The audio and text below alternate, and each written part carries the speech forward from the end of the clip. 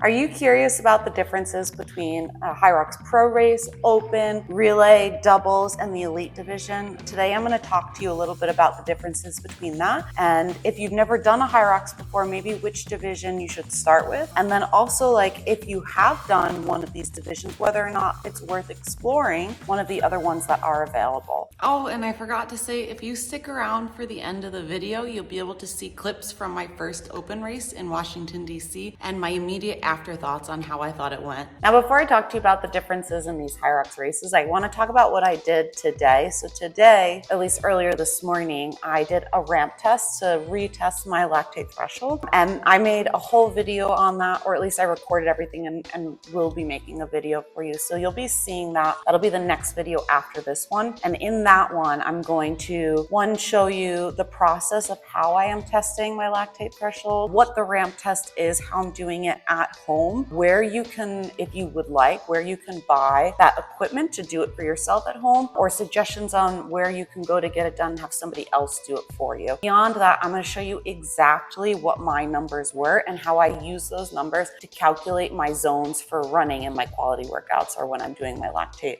threshold workouts. So if you're interested in threshold training, or if you're just interested to see exactly what my numbers are, make sure you hit that subscribe button so that you don't miss when that episode drops.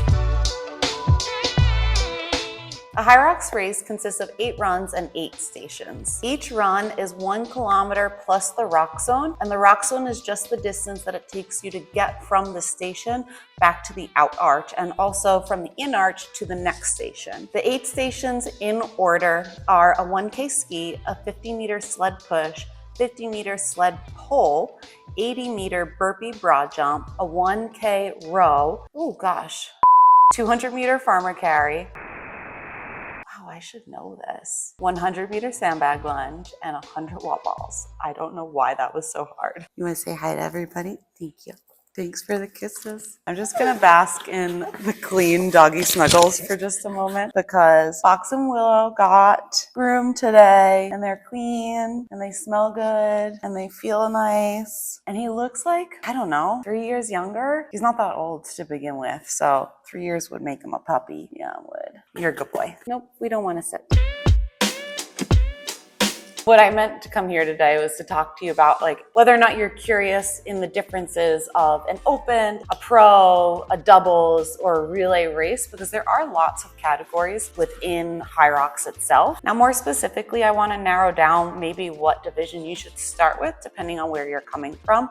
Because I do encourage you to try as many of the different divisions as possible. Now, to break it down as simply as possible, the difference between an open and a pro race is just that the weights are lighter in the open division for anything that is weighted. So for that, that's the sled push, the sled pull, your farmer carry, your sandbag lunge, and your wall balls. So everything in the open division is a little bit lighter than what you would be doing in the pro division. Everything else stays the same. So you still have to run the same amount. You still have to do the same distance on the skier, you still have to do the same distance on the rower, and you still have to do the same distance on the burpees. Moving forward, so if you look at the pro and the elite division, they're actually the exact same race, except when you're doing an elite race, you are on a grid style, which just means most of the stations are done on a grid, and the reason that they do that is just better visual for an audience to watch it. So personally, I think that the doubles division is probably the best division to start for your first HYROX. You still have to go through everything. You just have the opportunity to split up some of the stations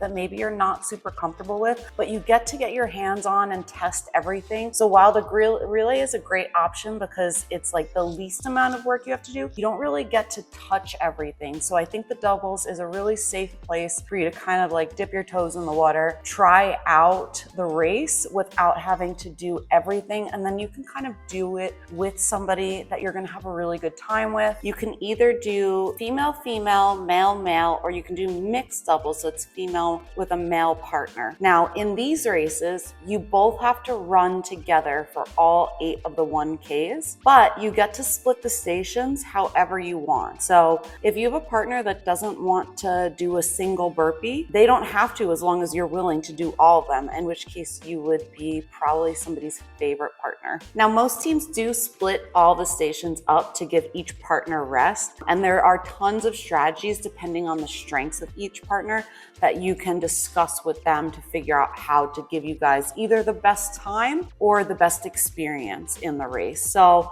if both of your partners are fairly strong, but one of them is a slightly better runner, it's a good idea to have the one who is a better runner end all the stations so that when it's time to run again, the partner that maybe isn't as strong of a runner has rested a little bit before you have to go back out on the course. So yeah, as I was saying, you can pick a partner that you're gonna really enjoy doing this with and have a good time. Honestly, you could do it in the open or the pro division. Again, the difference is only the change in weights. So if you guys are coming from a strength background, whether that's like CrossFit or powerlifting or Olympic lifting, I actually think that the pro division would probably, like, you would do better in it because it'll be harder for some of the people that maybe don't have that strength background to move some of that weight. So it'll give you guys a little bit of an advantage. Where if you're coming from a running background or a very high endurance background, maybe the open division is a really good place to start because you're rewarded for being really fast. Because when the weights are a little bit lighter, you're not held back as much. You can move fast through it. And the speed in which you can run really gives you that reward in the end. Final division is the relay, and this one is fast and furious. The way it works, you have 4 people on the team. Each person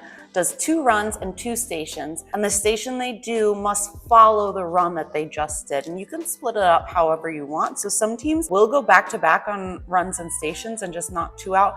I wouldn't recommend that because you ideally want to have some rest, because with 4 people on the team, you can make those runs fairly close to a sprint, and it becomes really hard to do that if you're doing 2 stations in a row. So ideally you want to have at least 1, hopefully 2 or 3 in between before you go again.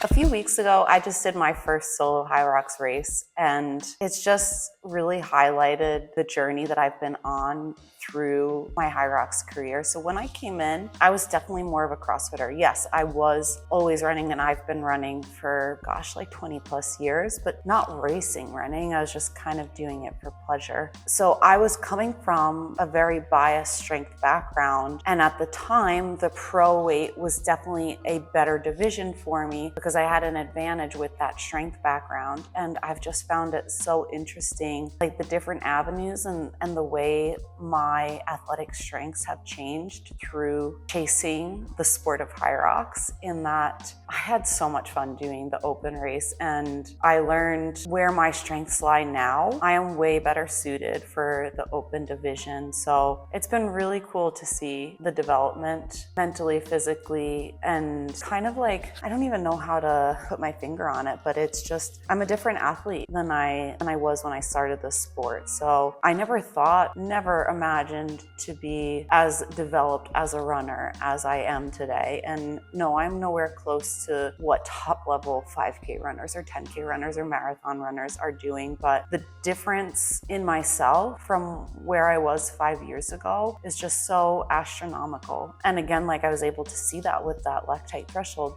testing that I was doing today, and the difference that of the results from today to when I had first done it, which actually wasn't even that long ago. Like, I think like my first lactate test was like a little over 2 years ago, maybe exactly 2 years ago. So it's just like so crazy to see, with just like constant work and believing in yourself, and how much you can develop in an area if you just literally believe and put the time in. But I guess that's just like a really long way to say that when I stepped into this sport, I think I was best suited for the pro division. And of course, I'm still going to be racing in the pro division often throughout the year, because that is where that's where the elites are. So that's like, if I want to race in a major, I have to race at the pro weight. But what I learned these past few weeks after racing in DC is I am significantly more suited for the open division. I would love to see maybe a separate elite division come out in that area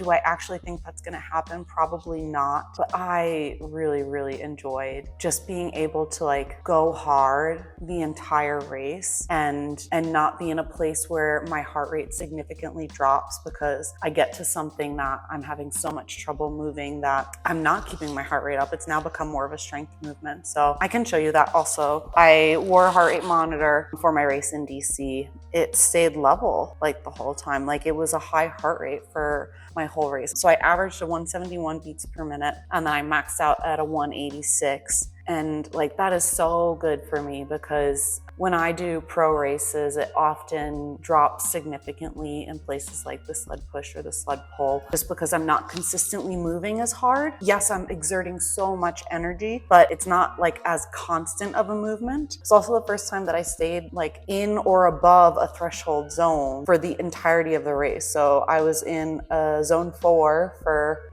between 41 and 42 minutes. And then I spent 13 minutes in zone 5, which is really, really cool.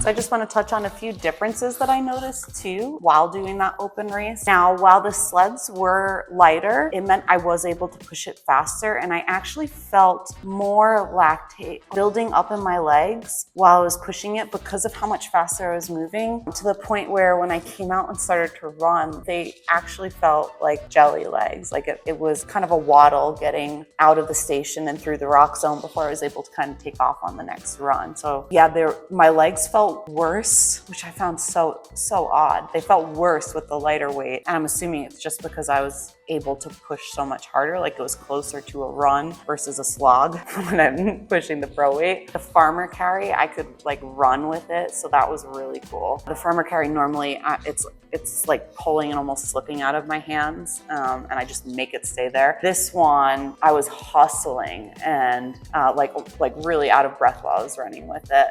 Finally, like sandbag lunge. This one taught me something to move forwards with in training. So we're always looking for different ways to get better at stations. And what this showed me was because of how much faster I was able to go with the lighter weight in that sandbag lunge, it showed me like in training, I don't necessarily need to be spending so much time working on my turnover because it's not the turnover that's a problem for me. It showed me that it is the strength. So I need to be working on heavier lunges so that I can move the heavier sandbag just as well as I was moving the lighter sandbag. So I found that so interesting because I think I was spending some time like working on the turnover to try and make my lunges really fast. But it just showed me that even within the race, I am capable of that. What I need to be better capable of is moving the heavier weight faster. So that just means I need to work on some heavier lunges. So that is now in the game plan.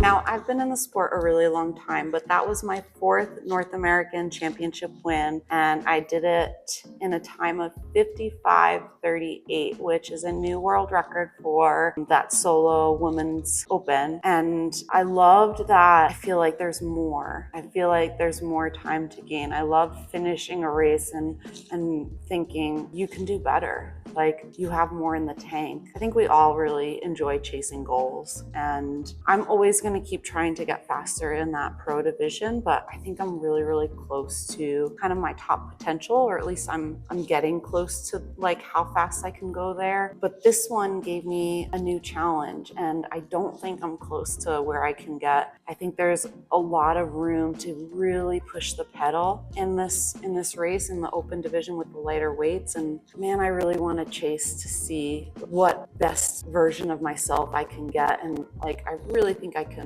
take more time off and quite a bit more time off. So I'm really excited to maybe focus on this a little bit for another race and just see what I'm capable of and see how long I can just kind of put my head down and work. And I don't know, just hopefully keep continuous personal improvement.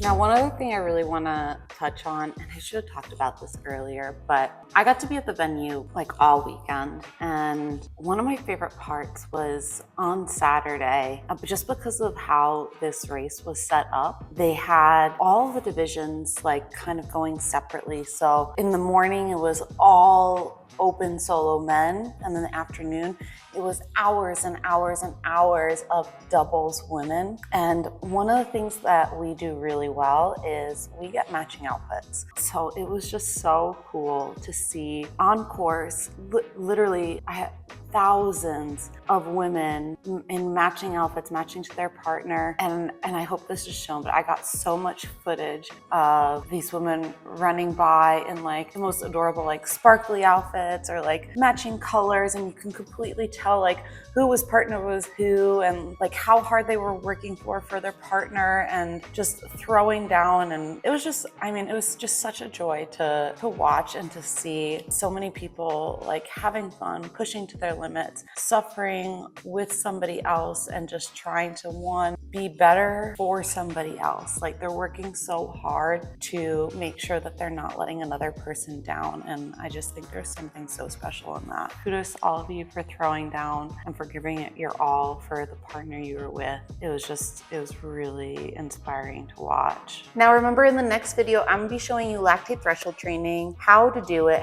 at home, what my numbers were, how I use those numbers for my training. So if you don't wanna miss that, please remember to press the subscribe button so that you can get the video when it comes out. And also, if you like this video or any of my others, please press that like button. I really hope you enjoyed this video, and I really hope you enjoy all the ones in the future. And remember, work hard, stay humble.